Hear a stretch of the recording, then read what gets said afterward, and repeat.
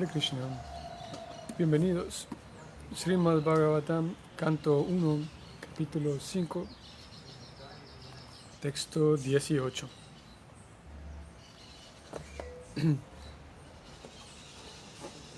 Om Namo Bhagavate Vasudevaya. Om Namo Bhagavate Vasudevaya. Om Namo Bhagavate Vasudevaya. Narayanam Namaskritya Naran Chaiva Narottamam Devim Sarasvatim Vyasam Tato Jayam Udirayet Nasta Prayesu Avadresu Nityam Bhagavata Sevaya Bhagavati Uttama Shloke Bhaktir Bhavati Naistiki Srimvatam Svakata Krishna Punya Sravana Kirtana Hridyantasto Hyavadrani Vidunati Suhrit Satam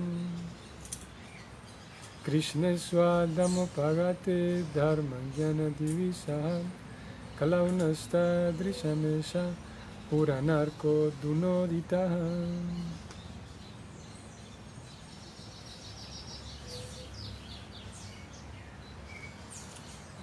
Ok.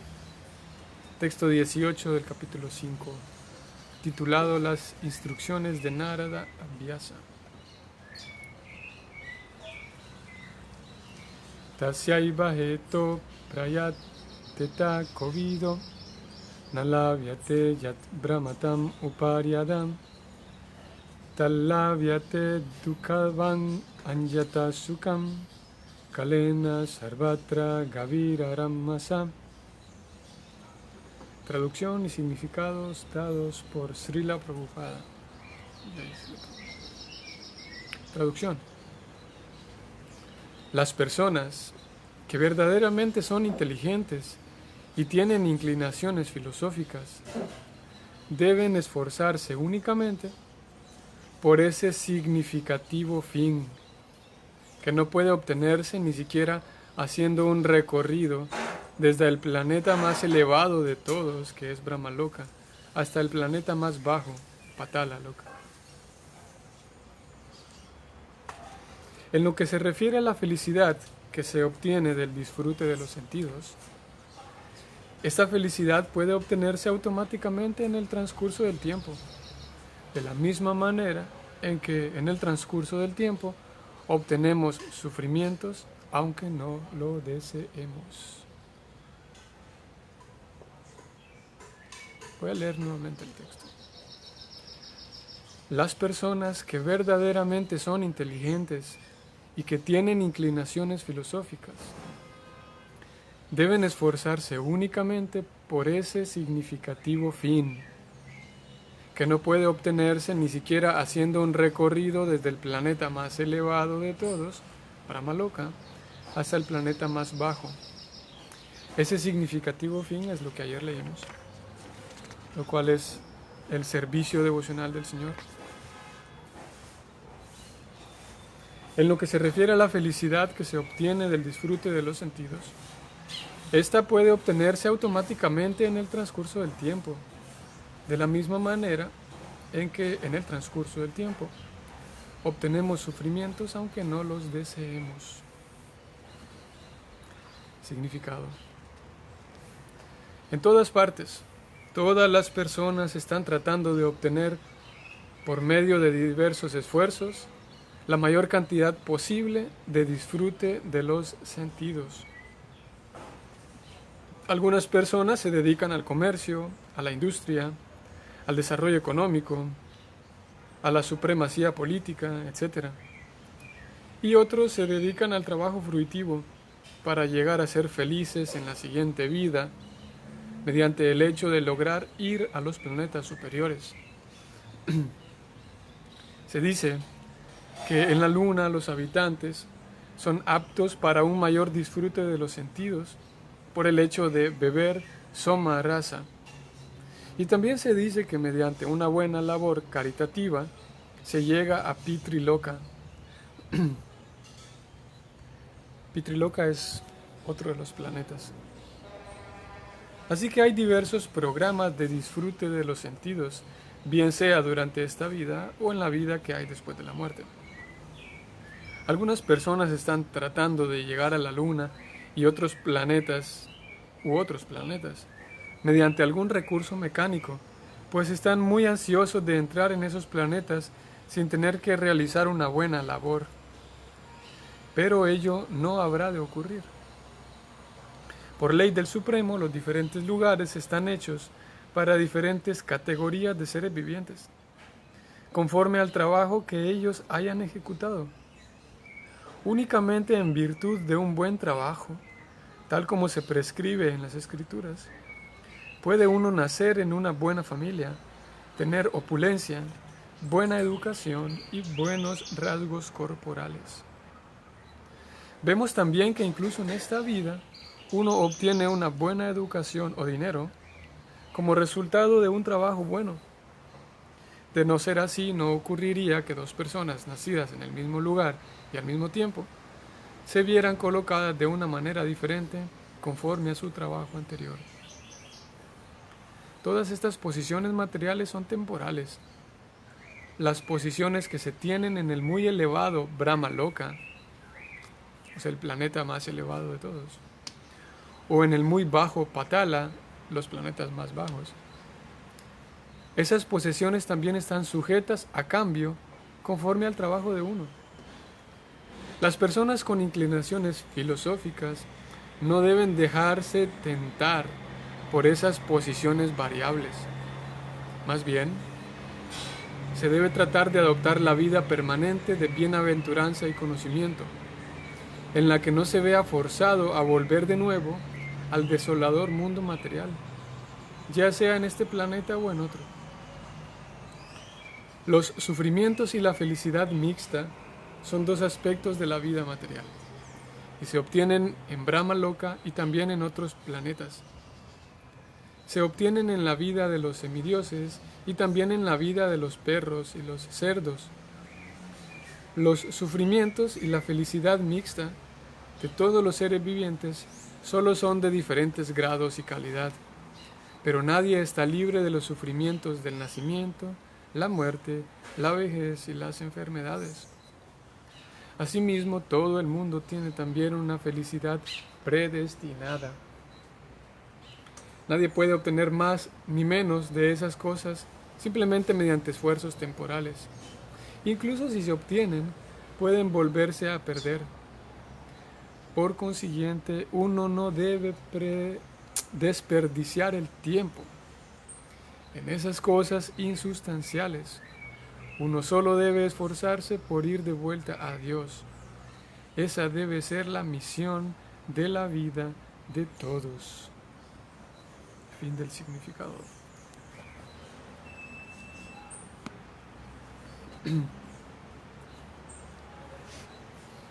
Om Jnana Timirandasya Jnana Shalakaya Chaksurum Militanyana Tasmai Sri Gurave Namaha Sri Chaitanya Manovistam Stapitam Yena Bhutale Swayam Rupa Kamahyam Dadati Swapadantikam He Krishna Karuna Sindhu Dinabando Yagatpate Gopesha Gopika Kanta Radha Kanta Namostute Tapta Kanchana Gaurangi Radhe Vrindavanesvari Vrishavanu Sute Devi Pranamami Hari Priye Vanchakalpatarubhyascha Kripa Sindhuvya Evacha Patitanam Pavanevyo Vaishnavevyo Namo Namah Nama Om Vishnu Padaya Krishna Prestaya Bhutale Srimate Bhaktivedanta Swami Niti Namine Namaste Sarasvati Deve Gauravani Pracharine Nirvishesha Sunyavadi Paschatya Deshatarine Jaya Sri Krishna Chaitanya Prabhu Nityananda Sri Advaita Gadadhara Srivasadi Gaura Bhakta Vrinda Hare Krishna, Krishna Krishna, Hare Hare, Hare Rama, Rama Rama, Hare Hare.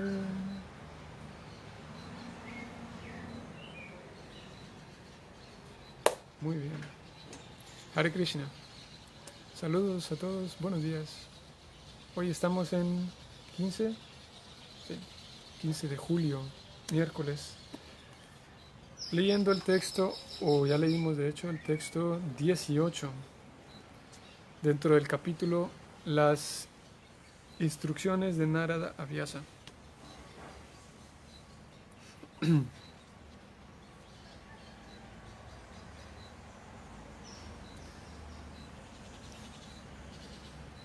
Prayetta Covidó,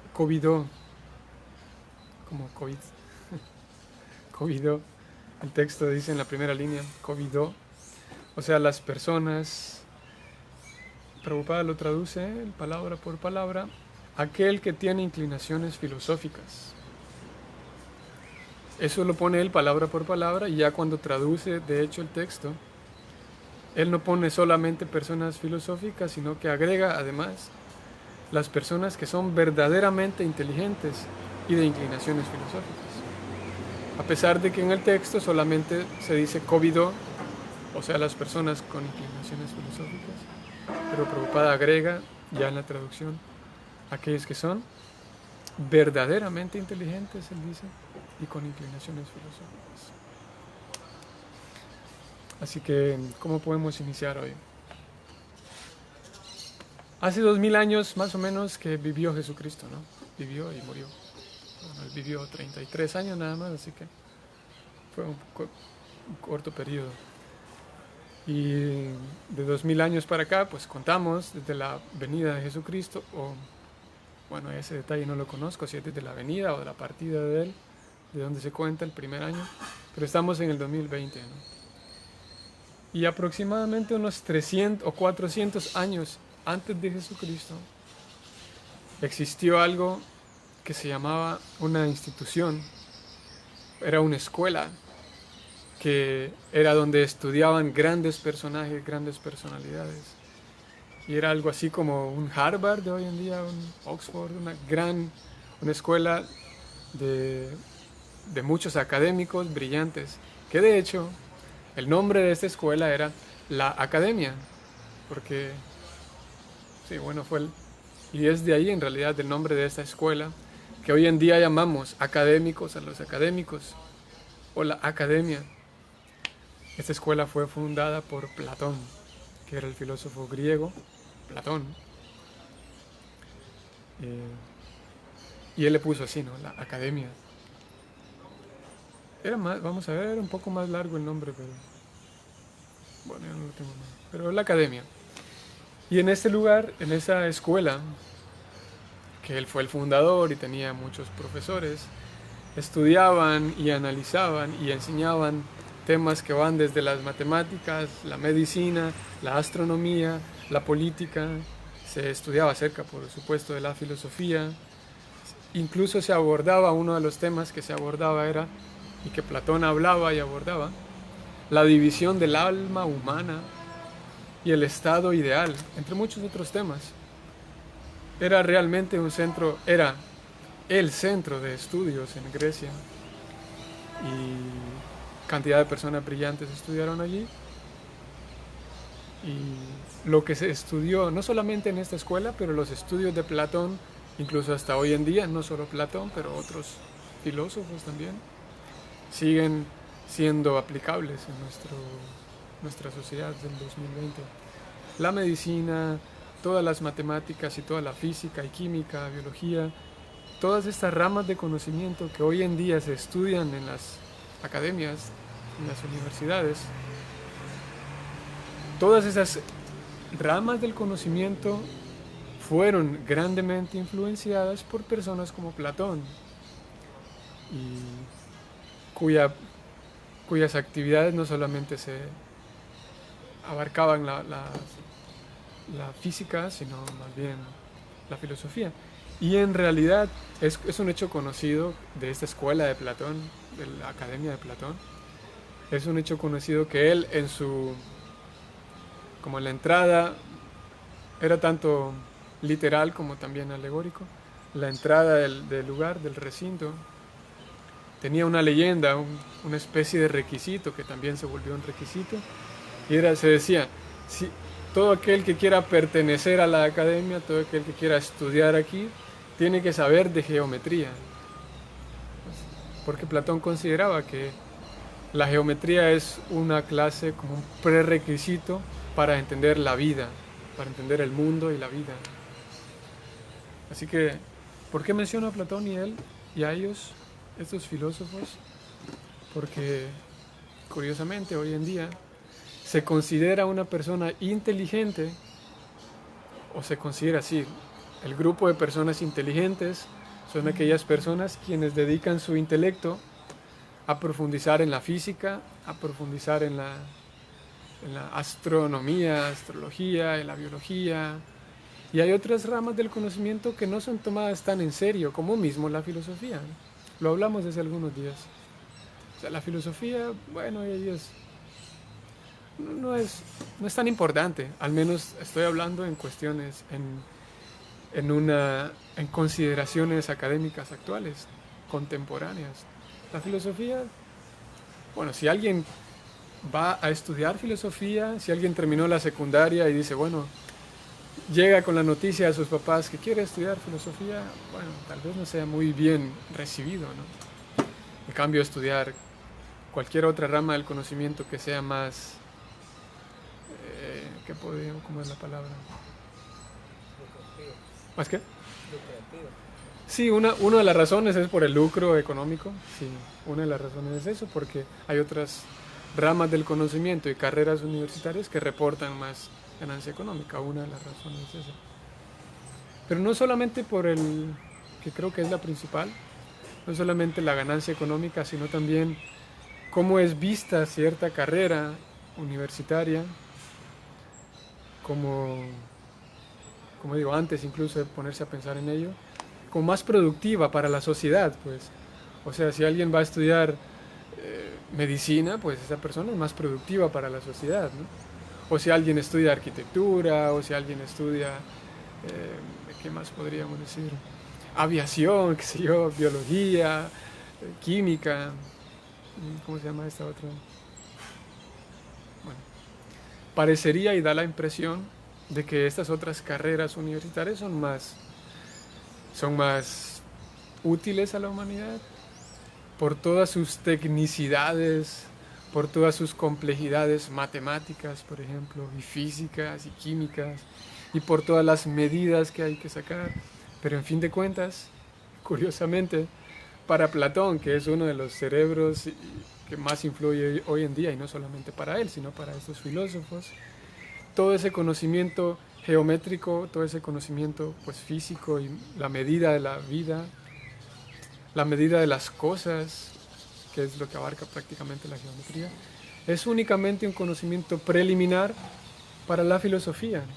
Es únicamente un conocimiento que, habiendo despertado mi inteligencia a todo este conocimiento físico, entonces la cabeza ahora está lista para profundizar en temas filosóficos. Y en realidad lo mismo que Krishna menciona con otras palabras y en otro contexto. Krishna lo menciona en la Bhagavad Gita. Ayer lo leímos por la tarde, como en el capítulo 4, que se titula El conocimiento trascendental. Krishna describe que no hay nada más puro, no hay nada más útil para la humanidad que el conocimiento trascendental. Vamos a buscarlo y leerlo. No hay nada que beneficie más. De hecho, Krishna comienza en su Bhagavad Gita hablando con Arjuna. Y Krishna le habla acerca del alma un poco a Arjuna cuando Arjuna no sabía muy bien qué hacer. Y Krishna abre el capítulo 2, en realidad empieza el capítulo 2, sus instrucciones y tal y todo lo demás. Y luego en el capítulo 3, Krishna le describe a Arjuna, pues básicamente cómo son las actividades humanas. Karma Yoga se titula el capítulo. Cómo a través de las actividades humanas uno puede ir viviendo una vida buena. Pero ya cuando agrega el conocimiento trascendental, en el capítulo 4, ya las actividades del ser humano, añadiéndole a esas actividades el conocimiento trascendental, se consigue la acción espiritual, que es el capítulo 5, acción con conciencia espiritual o con conciencia de Krishna. O sea, lo que hace la diferencia entre la vida del ser humano es con qué conocimiento realiza sus actividades. Y en eso consiste el capítulo 4. Y de hecho vamos a leer el texto. Ayer leí justamente estos textos. Vamos a ver. Texto 38 del capítulo 4 dice que en este mundo no hay nada tan sublime y puro como el conocimiento trascendental. Una persona fiel que se consagra al conocimiento trascendental es merecedor de obtener ese conocimiento y al adquirirlo encuentra rápidamente la suprema paz espiritual. Así que ese conocimiento trascendental está directamente relacionado con el hecho de que el Bhagavatam mismo hoy menciona aquí que aquellas personas que son inteligentes y que tienen una capacidad filosófica, o no una capacidad, una inclinación filosófica es la palabra, que son inteligentes y que tienen inclinaciones filosóficas. Para ustedes que tienen niños tal vez, o hijos, o bueno, tal vez ustedes lo ven más así de primera mano, pero todos tenemos experiencia de esto, de cómo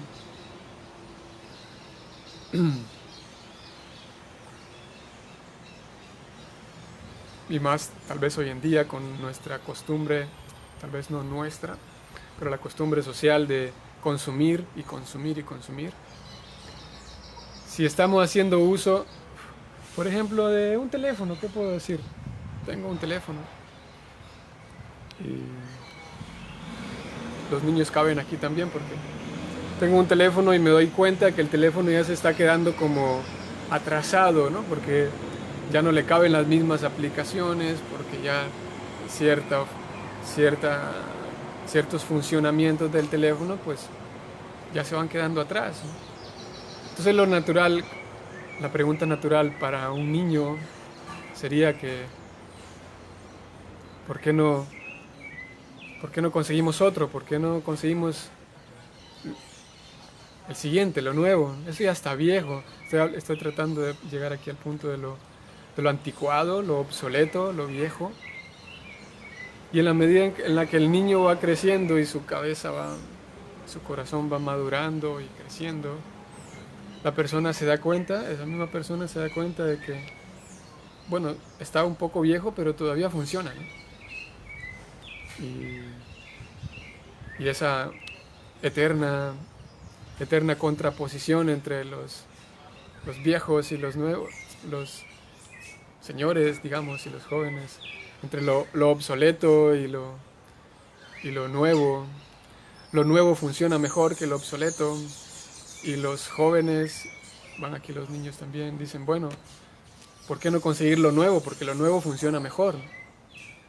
Pero los viejos dirían, pero es que todavía funciona, ¿para qué lo vamos a cambiar? Si el aparato en general, digamos el teléfono o lo que sea, todavía funciona, es que ¿por qué lo vamos a cambiar? El punto al que vamos tratando de llegar aquí es que en la medida en la que la persona va madurando, en esa misma medida la persona se va centrando y va centrando su atención en la durabilidad de las cosas. No solamente las cosas, un teléfono, un radio o lo que sea, pero la capacidad en general, la capacidad filosófica y el interés filosófico se van despertando a medida que la persona crece, ¿no? A medida que la persona va creciendo, en general, va despertando más su inclinación filosófica, a pensar, a valorar más aquello que dura, lo valoro, y aquello que constantemente está cambiando, pues ya no le presto tanta atención, ¿no? Y así como funciona el cerebro en realidad, ¿no? En la medida en la que hace unos días hablábamos de esto, un cerebro de un niño, por ejemplo, un infante que no puede sentarse ni siquiera todavía, un niño, un bebé, es muy atraído, su cerebro es muy atraído por imágenes y colores y sonidos y ruidos graciosos o ruidos que llaman su atención, pero su capacidad de enfocarse por más de un minuto en algo en particular todavía no se desarrolla. El niño ve colores y tal, pero al mismo tiempo posa su visión en otra cosa. Y conforme va pasando el tiempo, el cerebro igual va desarrollando su capacidad de enfocarse en una sola cosa. Es por esa razón que a los niños que se están aprendiendo 11 años, 10 años, se tiene que ir con paciencia, ¿no? Con acompañar al niño, a tu hijo, para que escriba la tarea y tal, porque es muy difícil que en los primeros años uno obtenga la capacidad de enfocarse completamente en una sola cosa. Y requiero espacios, tengo que dejarlo para que vaya a jugar al patio y vuelva otra vez. Y yo le recuerdo que ya es hora de venir a hacer la tarea. Porque la capacidad de enfocarse en algo específicamente y enfocar mi mente, mi atención en cierto objeto, es algo que va, en general, va despertando en la medida en la que el ser humano crece, que se desarrolla. Y mismo la publicidad hoy en día, la publicidad, hay todo un estudio y estudios profundos y carreras universitarias y donde uno puede estudiar, y es un hecho conocido por muchos de que la atención, por ejemplo, si ves un anuncio publicitario, la atención, ¿cuántas veces nosotros hemos visto un anuncio publicitario que dure 4 minutos, 5 minutos? No existen. Y cada vez menos las personas tienen capacidad de retener su atención por 30 segundos. 30 segundos y ya, siguiente anuncio publicitario. Y así como funciona el cerebro. Ahora, físicamente vamos creciendo, hablando biológicamente, aunque el cerebro también es biológico, pero físicamente vamos creciendo y el cuerpo crece y se vuelve grande y se desarrolla el cuerpo y ya al menos físicamente la persona ya aparenta ser un adulto, ¿no? Y aparenta ser eso, un adulto. Pero internamente, estoy hablando en cuanto a la capacidad de pensar, internamente esa capacidad de pensar, si no se trabaja, si no se presta atención a ella, esa capacidad de pensar queda como la capacidad de pensar de un niño. Y es por esa razón, Srila Prabhupada, una de las principales actividades que Srila Prabhupada diseñó para sus discípulos era que en aquellos tiempos, 1960 y 1970, era que ellos constantemente, todos los días, escucharan, se sentaran, todos se reunieran en los templos porque era donde vivían, se sentaban en la mañana a escuchar una disertación, una explicación filosófica, no solo filosófica, pero una explicación acerca de toda la filosofía de conciencia de Krishna. Y en la tarde también, otra vez, se sentaba con ellos a hablar nuevamente. Y era una actividad que él la diseñó para eso, para alimentar, ejercitar nuestra capacidad, o la capacidad de aquellos quienes lo escuchaban, ejercitar su capacidad de profundizar sobre temas diversos, específicamente sobre los temas espirituales, devocionales. Y él buscaba eso. Ustedes recuerdan que hace algunos días leímos esta carta, que una vez más la citamos, Srila Prabhupada diciéndole a su discípulo que sí, la conciencia de Krishna, el sistema de conciencia de Krishna es tan potente que puede llevarte a la perfección más elevada, él dice. Pero debe entenderse a través de la inteligencia, dice Prabhupada. Debe entenderse a través de comprenderse, ¿no? Únicamente, dice él, te puede llevar a la etapa más elevada únicamente si se entiende a través de la inteligencia, dice Prabhupada.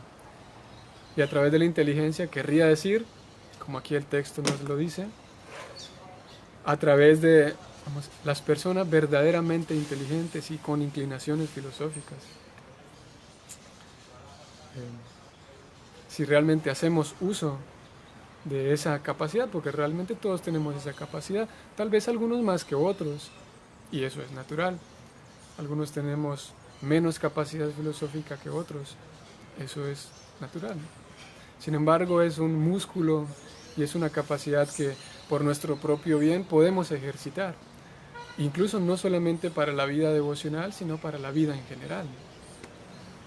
Para la vida, sí, en general. ¿Por qué razón? Porque vamos de vuelta, papás e hijos, ¿no? En este caso yo no tengo experiencia, pero seguramente ustedes sí. Aunque en teoría sí, conozco cómo funciona el patrón, pero en la práctica no.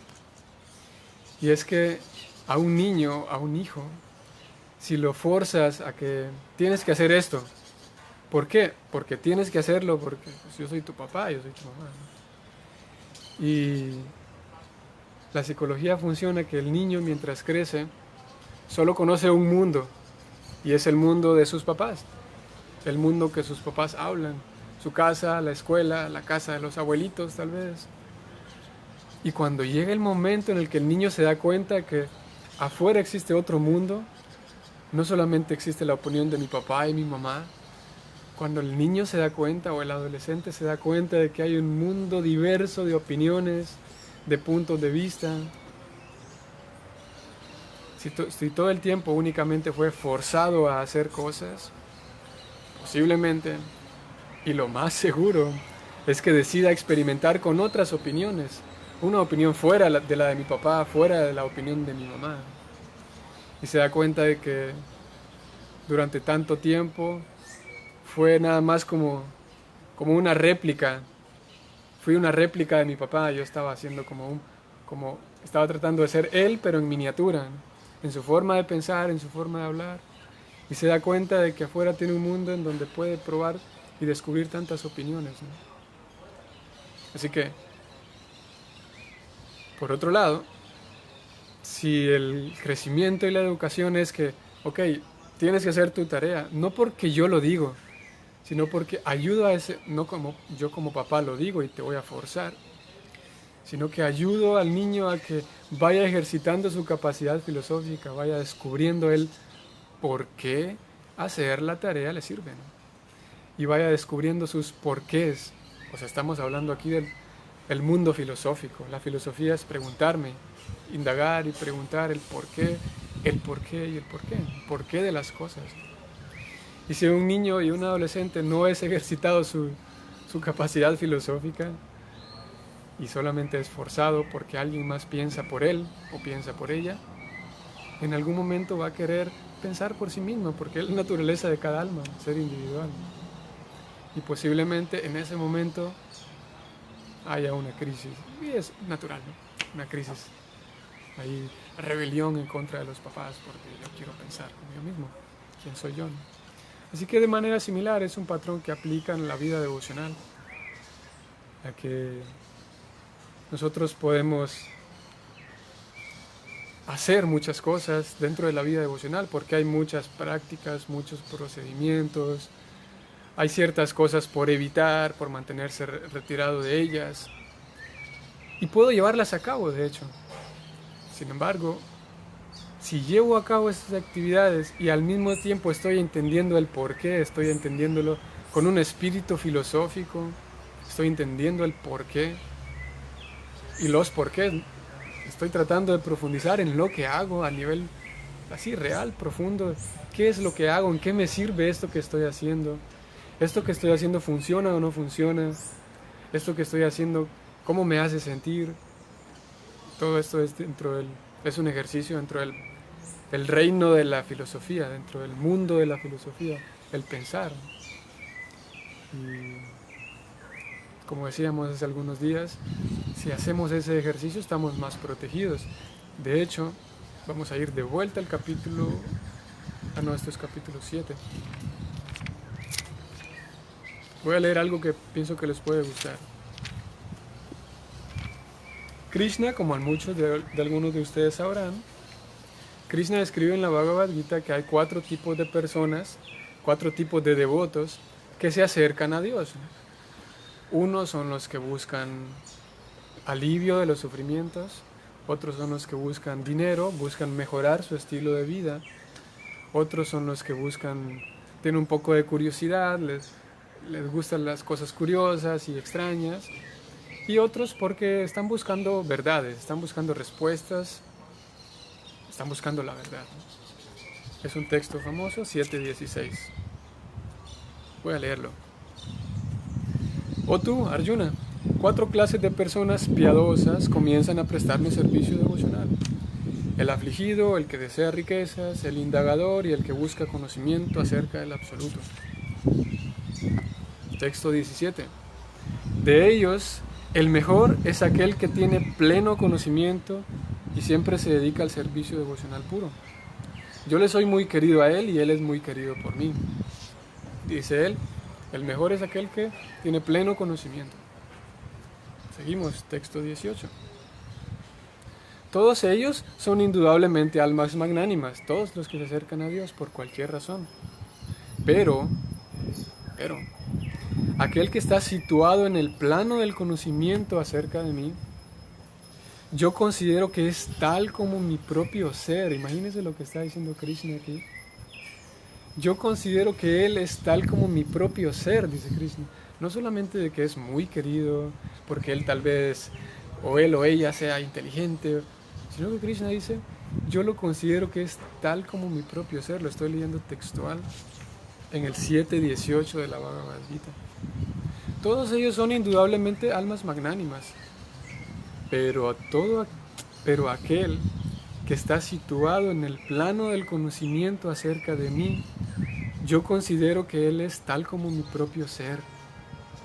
Como él está dedicado a mi servicio trascendental, es seguro que llegará a mí, lo cual es la meta elevada y perfecta de todas. Así que vuelve a aparecer aquí el elemento, lo importante que es la comprensión, como el texto dice, la comprensión filosófica del asunto, la comprensión filosófica y verdaderamente una comprensión acerca de la vida devocional. No solamente ejecutar actividades, sino profundizar en ellas a nivel filosófico. ¿Recuerdan que hace algunas semanas hablamos de esto? Yo podría esforzarme en la vida devocional, porque se dice, ok, para avanzar hay que esforzarse, ¿cierto? Eso es claro. Pero yo podría esforzarme en cualquiera de estos 2 aspectos. Esforzarme en mejorar la cantidad de mis actividades, esforzarme en mejorar, ok, si yo le cocino a Krishna, por ejemplo, entonces voy a conseguir mejores ingredientes, una cúrcuma más cara y una cúrcuma extraída no sé, de los Himalayas. No sé si en los Himalayas hay cúrcuma, pero ustedes me entienden, ¿no? Yo podría pensar, siendo un cocinero, que voy a mejorar mis actividades devocionales. Entonces voy a comprar eso, lo más caro, lo que es importado, y con esos lo más orgánico incluso, y con esos ingredientes estoy haciendo un mejor servicio devocional. Que, ok, estaría bien mejorar mi actividad devocional, pero también puedo tratar de mejorar este otro ámbito, y es mejorar mi comprensión. En la medida en la que mejoro mi comprensión, en esa misma medida puedo acercarme más a Krishna, y Krishna dice, ellos son muy queridos por mí. Y claro, podemos mejorar nuestra práctica también. Sin embargo, mejorar mi práctica sin mejorar mi comprensión es un tanto peligroso. Mejorar solo la práctica y dejar la comprensión, sí, ya entendí. Y enfocarme solamente en mejorar la práctica. Vamos ahora al Bhagavad Gita para ver por qué razón estoy diciendo esto. 4.33. 4.33 de la Bhagavad Gita. Aquí está.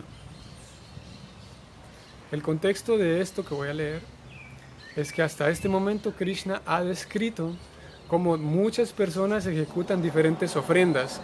Algunos dicen hacen sacrificio sentándose en un lugar y haciendo yoga, eso es una ofrenda. Algunos hacen sacrificio, hacen ofrenda estudiando los Vedas. Hay muchas ofrendas, dice Krishna.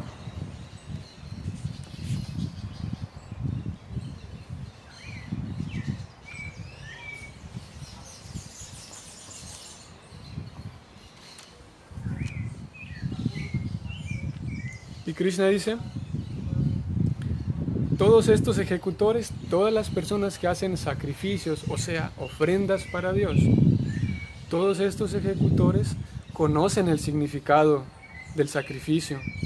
Ellos se limpian de las reacciones pecaminosas. O sea que por hacer ofrendas, sacrificios al Señor Supremo, yo me limpio. Ese es el objetivo. Krishna dice, sin ofrendas jamás se puede ser feliz en esta vida ni en la próxima. Y luego concluye este verso, 4.33. Sreyan Dravya Mayat Yagya. Krishna Prabhupada lo traduce así. El sacrificio del conocimiento es mejor que el sacrificio de las posesiones mundanas, o materiales, mejor dicho. Sreyan Dravya Mayat, más grande que todas las ofrendas de cosas materiales, es el sacrificio llamado Yagya Yagya, o sea, el sacrificio del conocimiento, o el sacrificio con conocimiento. Voy a leerlo de vuelta. El sacrificio que se hace con conocimiento es mejor que el sacrificio de posesiones materiales. Al fin y al cabo, todos los sacrificios, o sea, todas las ofrendas, culminan en el conocimiento trascendental. O sea, dicho de otra manera, que yo puedo ocuparme en hacer actividades devocionales, pero sin el conocimiento suficiente, sin el conocimiento profundo y filosófico de qué es lo que estoy haciendo. Y mejor que eso, dice Krishna, es comprender la ofrenda. Krishna lo llama Jnana Yagya, la ofrenda del conocimiento y la ofrenda con conocimiento. Eso es mucho mejor, y eso es mejor todavía. Por supuesto, esto no querría decir de que yo me vuelva nada más un estudioso de los libros, estudioso de la filosofía, y aprenda 1.000.000 de conceptos y no haga algo práctico. Por supuesto que ese es otro extremo. Sin embargo, estoy tratando de ponerlo como un punto medio de cómo es vital y es importante comprender a nivel profundo, comprender verdaderamente las actividades devocionales. La otra vez también hablábamos de cómo los ajustes, si ustedes recuerdan, los ajustes de tiempo, lugar y circunstancia. Es común que una persona cuando entra a la vida devocional pregunta, yo quiero tener un altar en casa, pero yo quiero hacerlo bien, tal cual como es. Dime por favor, Dira, cuál es la forma de hacerlo bien. Entonces yo digo, bueno, mira, pon tu altar de esta manera y a la forma en la que tú te acomodes, pues puedes hacerlo. Y la persona dice, no, yo quiero hacerlo tal como es. Porque está la idea en nuestra cabeza, en nuestros paradigmas, de que hacer las cosas bien significa hacerlas así, punto por punto, tal cual como él lo hace. Entonces yo vengo y digo, mira, ok, ofrece una fruta, una flor los domingos. ¿En qué hora? ¿A qué horario es lo más apropiado? Pero mira, ahora mi respuesta es que no hay una hora apropiada, sino que tú preparas tu desayuno, lo ofreces a Krishna y la persona cuando escucha eso me dice, no, Dira, no me digas que lo haga cuando yo pueda, dime a qué hora es el horario de verdad. Porque a veces está la idea de que yo estoy haciendo bien el proceso si sigo todo como mecánicamente, punto, y lo leímos hace algunos días cuando Prabhupada decía, bueno, el método de adoración no es estereotipado, no es que es el mismo para todos, no es que es el mismo para todos los países. En Rusia, por ejemplo, en Rusia ellos, los Vaishnavas, el movimiento Hare Krishna en Rusia, tiene una popularidad entre la población del país. Es muy popular el movimiento de conciencia de Krishna y crece a buena velocidad, digámoslo. Y el método que ellos utilizan es muy distinto al método que utilizamos en América. En India incluso. En India, aquellos lugares en donde hay un crecimiento sustancial y el movimiento de conciencia de Krishna es muy fuerte, siguen un método distinto al que seguimos en América.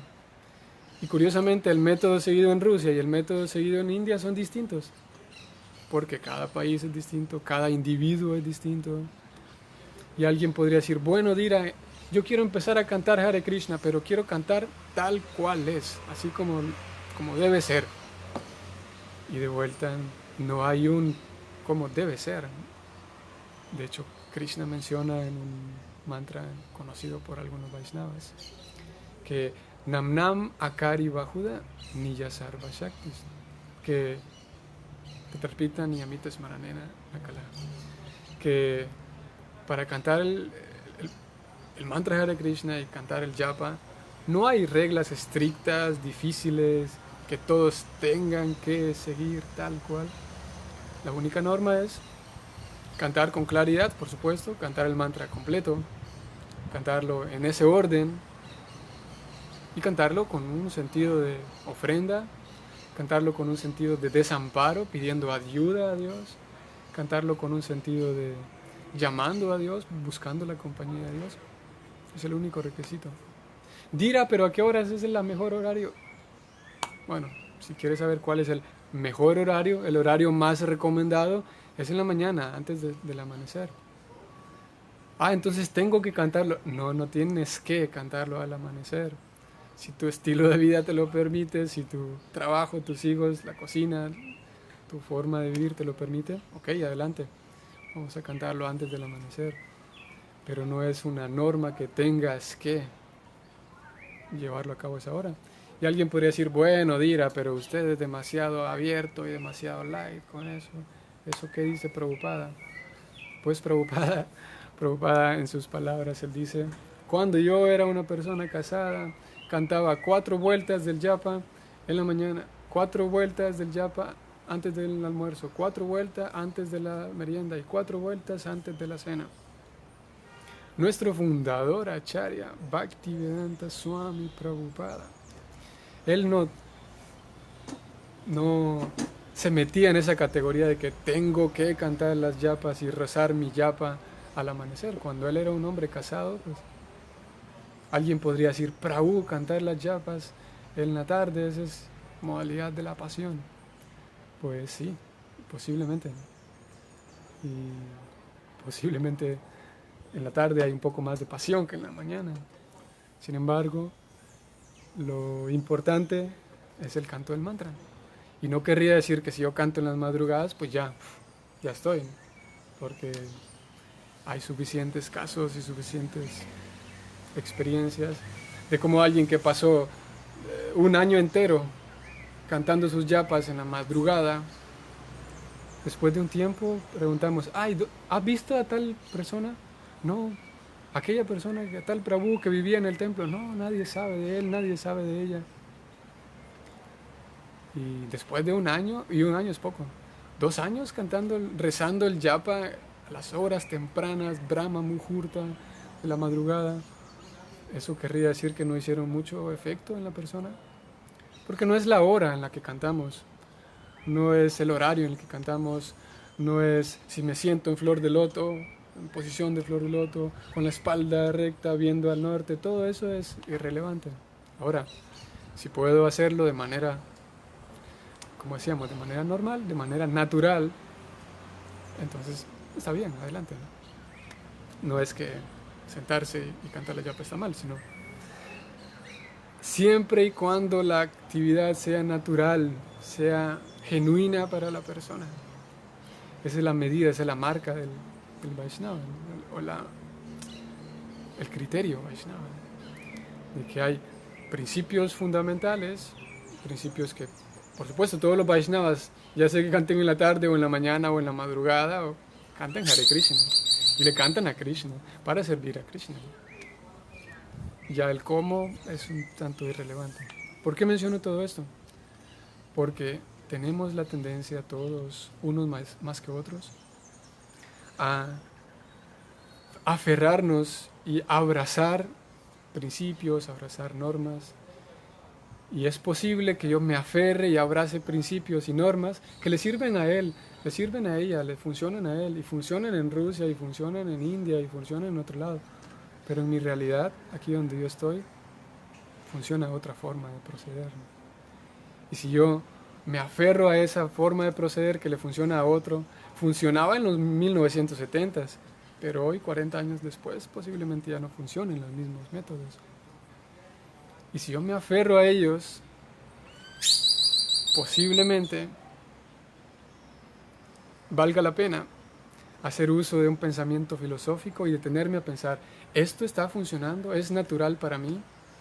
¿Las actividades devocionales para mí van siendo naturales o se vuelven una carga? Conozco algún par de amigos que me revelaban su historia y decían, Prabhu, tengo un altar en casa, pero llega el momento en el que se vuelve una carga demasiado pesada, ¿no? demasiado los horarios, y a veces tengo que salir o una junta, qué sé yo, y termino sintiéndome mal, termino sintiéndome culpable y se vuelve una carga porque y el no sé si ustedes, pienso que sí, ustedes y nosotros acá, todos hemos experimentado, pienso yo, al menos yo sí lo he vivido, de qué incómodo que es ir a la casa de una persona o con otra persona y darme cuenta que estoy siendo una carga para ti. Qué incómodo que me siento cuando yo estoy poniendo en apuros a una persona. No sé si ustedes lo han experimentado. Cuando llega un momento en el que te das cuenta de que estoy poniendo en aprietos a alguien, estoy haciéndole pasar un mal momento a una persona. Es muy incómodo, ¿no?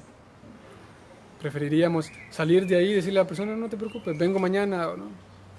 Pero hacerle pasar un aprieto, un apuro a otra persona es incómodo, ¿no? Así que Krishna, el sistema del servicio devocional, es tener un altar en casa, invitar a Krishna a tener un altar en casa. Pero no a que Krishna sea una carga, no que Krishna sea una incomodidad para mí, sino al contrario, que pueda tener un servicio devocional que sea espontáneo, individual y voluntario, que sea sincero, ¿no? Y se vuelve una carga, al fin de cuentas, ser una carga para los demás no es tan agradable y para Krishna tampoco, ¿no? Todo esto lo menciono. ¿Por qué razón? Porque Krishna, Narada Muni en el texto de hoy, habla de aquellas personas que tienen la capacidad de pensar filosóficamente, que son verdaderamente inteligentes, dice él.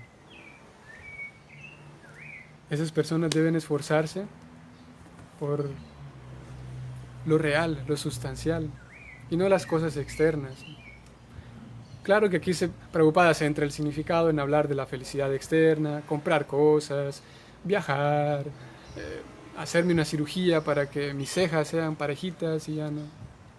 Voy a hacerme una cirugía para que mi mentón, ¿cómo se llama esto? Mi barbilla esté así más. Esas son cosas un poco como muy externas, ¿no? Esa felicidad que sabemos nosotros que la felicidad de cosas externas, en fin de cuentas, no son tan placenteras, ¿no? Sí dan un placer de momento, pero en fin de cuentas un placer más profundo viene del servicio a Krishna, ¿no? Esa es la esencia de este significado de Prabhupada. Pero yo me quise centrar en cómo incluso ejecutando ya actividades devocionales necesitamos seguir haciendo uso de la filosofía. Como Prabhupada lo decía, religión sin filosofía es sentimentalismo. Hacer un montón de actividades devocionales, pero sin pensar profundamente en qué es lo que estoy haciendo, sin pensar profundamente en las actividades que hago, cuidado, posiblemente sin darme cuenta, me esté yendo, deslizando hacia lo que Prabhupada llamaba sentimentalismo, una religión, actividades religiosas, simplemente por hacerlas, un seguidor ciego. Y claro, también está el otro extremo. Prabhupada dice, pura filosofía sin una práctica religión, pues se vuelve teoría seca. Eso es aburrido. Así que cuidémonos de ir en esos extremos. Cuidémonos de pensar de que, bueno, yo ya no soy un materialista burdo, un materialista bruto, porque cultivo mi vida devocional. Pero al mismo tiempo, sigamos haciendo uso de la capacidad filosófica. Busquemos devotos, busquemos personas quienes tengan esa capacidad, también ese gusto por sentarnos y hablar, tener un pensamiento crítico, se llama esto, en pensar que todo lo que hago está bien, está bien. La capacidad de sentarme y pensar, a ver, ¿qué cosas estoy haciendo mal? Requiere valor. ¿Qué cosas yo podría mejorar? ¿Qué cosas yo sé que me dañan, pero cómo puedo hacer para empezar a limpiarme de las cosas que no me vienen bien? Y eso se llama un pensamiento crítico. Y eso Krishna nos da esa inteligencia para que sigamos profundizando más incluso en nuestras actividades devocionales, ¿no? Así que vamos a ver si hay algunos comentarios de parte de los santos y las santas serían. Bueno, ya incluimos a todos los sadhus que están desde sus casos. Estoy seguro que quienes participamos en estos encuentros somos personas, tal vez no los mejores filósofos del mundo, pero pues el hecho de que sigamos aquí indica que tenemos un cierto gusto por la filosofía. Así que apelo a que sigamos ejercitando ese músculo del pensamiento crítico. Bueno, veo que hoy no hay preguntas, así que vamos a parar ahí. Hoy es miércoles, ok, bueno, no tenemos actividad. Nos vemos mañana jueves, en igual horario, 8:15. Para el domingo también tendremos una clase especial de Bhagavatam también. Y el sábado, eso es importante recordarlo, el sábado hay un evento especial. Algunos discípulos de Prabhupada hablarán acerca de ISKCON, ya que se conmemora el 54 aniversario de ISKCON. Algunos discípulos de Prabhupada hablarán. Lo vamos a compartir también con ustedes. Eso es a las 4 de la tarde, para que ustedes estén pendientes el sábado. Ok, queridos amigos, queridos Vaishnavas, cuando hacemos cosas sin conocimiento somos como autómatas, ¿sí? Porque si no lo ejercitamos se atrofia y se pierde. María Lucero dice que lo hacemos como autómatas, como robots, ¿sí? Y Angie dice que si no lo ejercitamos se atrofia y se pierde. Sí, ambas cosas. Sí, si no ejercito mi capacidad de mi pensamiento autocrítico, llegará un momento en el que alguien me diga, hey, estás mal. Y como no he ejercitado eso, lo más seguro es que esté a la defensiva, ¿no? Y me ponga agresivo y diga, no, tú estás mal. Y es algo peligroso. El pensamiento crítico es vital para un practicante espiritual, porque se atrofia si no se ejercita. Y eso sería el dogmatismo. El dogmático piensa que él no tiene nada malo. Tú estás malo porque sí. Tú estás mal porque sí. Y si no ejercitamos eso, peligro porque podemos llegar ahí. Y María Lucero dice, cuando hacemos las cosas sin conocimiento somos autómatas. Así es.